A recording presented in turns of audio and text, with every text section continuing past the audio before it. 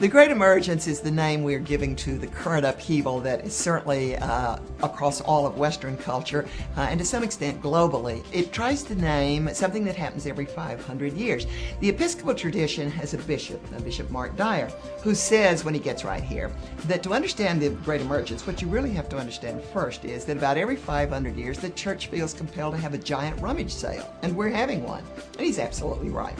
500 years ago was, of course, the Great Reformation of 1517. 500 years before that was the Great Schism of 1051. 500 years before that was the Council of Chalcedon, the fall of Rome, the age of Gregory the Great, just to keep the greats going. 500 years before that was what's now being called increasingly the Great Transformation, the change of the eras.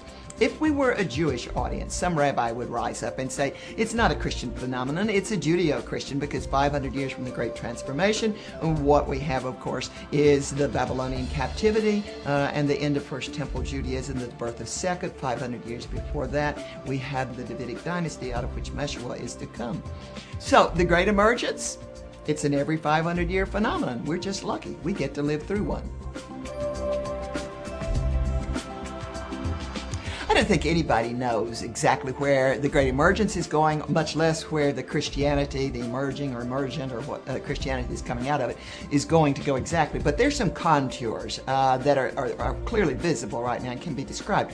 For one thing, this thing is radically Jesus-oriented. It takes the position he meant what he said, which is fairly radical. It is definitely communal, even to the point that about a quarter of it is probably engaging in a form of monasticism, as a matter of fact.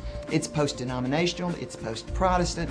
It is largely based in virtual reality as opposed to bricks and mortar, and organizes itself on the net. It is deeply concerned with theologies of religion that get rid of Christian particularity or exclusivitism. It is dipping back ardently, if you will, to 1st, 2nd, and 3rd century to try to find there the passionate parts of the Christian liturgy that sustained the church during those dreadful years of persecution, and then to incorporate those into itself. So wherever it's going, there's every reason right now to rejoice that God is doing a new thing amongst us, and it's called emerging or emergent Christianity.